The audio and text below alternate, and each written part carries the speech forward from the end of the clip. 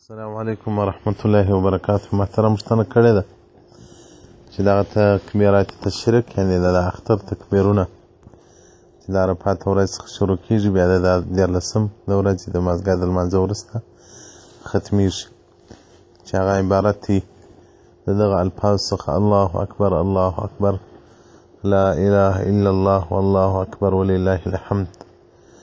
د دې حکم چیشتی محترمه دا واجب دی، او دغه رنګ د پوښتنه کړې ده چې د اختر لمونځ چیشتی هغه هم واجب دی، ځکه حاشیة التحتوی علی المراکل الفلاح صفحه 538 کتاب الیدین کې وایي: ویجب تکبیر التشریک، واجب دی لقوله تعالی واذکروا الله فی ایام معدودات.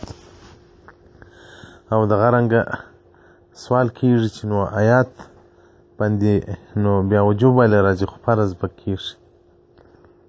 نو دی وایي دلته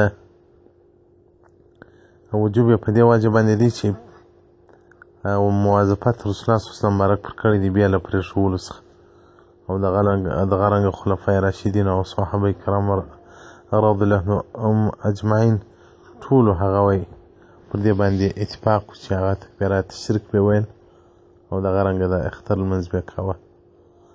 نو د ترک د واجبو باندې هغه سړی ګناهګاره کېږي، مرتکب خاوند د کبیرې ګناه سو، ځکه د فرض او د واجبو فرق هم دا دی چې د فرض منکر ته کافر ویل کېږي، او د واجبو منکر ته کافر سړی نشي ویلی، فاسق ورته ویل کېږي. ځکه څوک وایي زه تکبیرات تشریک نه منم او دغه رنګه اختر لمونځ نه منم، نو هغه ته کافر موږ نسو ویلی، فاسق فاجر مبتدع دی.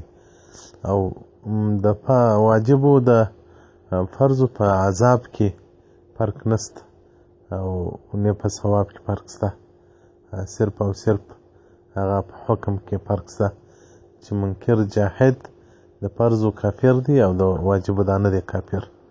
او نور خو نو که واجب سړی پرېږدي او که سنت مؤکدات پرېږدي او که فرایض پرېږدي د دې ټولو هغه په معصیت کې مقام د کبیرې دی چې کبیره ګناه ده. والسلام علیکم ورحمت الله وبرکاته.